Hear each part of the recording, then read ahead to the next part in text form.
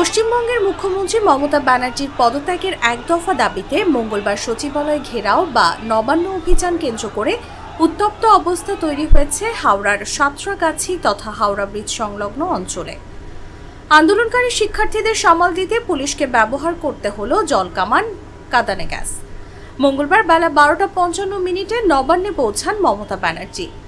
আর দুপুর 1টার দিকে কলকাতার কলেজ স্কয়ার থেকে মিছিল শুরু হয়। ভারতের জাতীয় পতাকা হাতে নিয়ে অংশ নেন শিক্ষার্থীরা। দুপুর 1:20 দিকে বিক্ষোভকারীরা পুলিশকে লক্ষ্য করে তাদের হাতে থাকা প্ল্যাকার্ড ও লাঠি ছুঁড়ে মারে। এক পর্যায়ে ব্যারিকেড ভেঙে ফেললে প্রথমে জলকামান, পরে কাঁদানে গ্যাস ছোড়ে পুলিশ। তাতেও শিক্ষার্থীরা ছত্রভঙ্গ না হলে লাঠিচার্জ করতে বাধ্য হয় পুলিশ। তারপরও আন্দোলনকারীরা ব্যারিকেড সরিয়ে ফেলেন। কলকাতার রাজপথের বিভিন্ন জায়গায় আন্দোলনরত শিক্ষার্থীদের আটকাতে 25 জন উপনগরপালকে দায়িত্ব দেওয়া হয়েছে। রাজ্যের বিভিন্ন জেলা থেকে 6000 পুলিশ ও র্যাপিড অ্যাকশন ফোর্সের সদস্য মোতায়েন করা হয়েছে।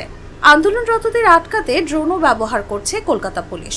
কলকাতা পুলিশের পক্ষ থেকে রাজপথের বিভিন্ন জায়গায় এই বলে মাইকিং করা হচ্ছে যে যারা আজ মিছিলে আসছেন তাদেরকে বলা হচ্ছে, শান্তিপূর্ণ ও আইনসিদ্ধ আন্দোলনে আমরা কোনো রকম হস্তক্ষেপ করব না। তার সঙ্গে এটাও অনুরোধ করছি, আইন মেনে মিছিল করুন।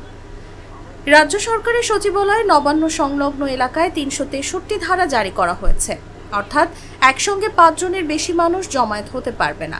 এই বিষয়টিও মাথায় রাখুন। আইন না মানলে পুলিশ অবশ্যই ব্যবস্থা নিতে বাধ্য হবে। এদিকে শিক্ষার্থীরা বলছেন, আজকের আন্দোলন সম্পূর্ণ অরাজনৈতিক কর্মসূচির অংশ। তারপরও রাজ্যের রাজনৈতিক দলগুলো এই আন্দোলনকে রাজনৈতিক রং দেওয়ার চেষ্টা চালাচ্ছে। গুড লাক পেনের সফট অয়েল বেসড ইঙ্ক দেয় নিখুঁত লেখার আত্মবিশ্বাস। Good luck pen, make your lakh.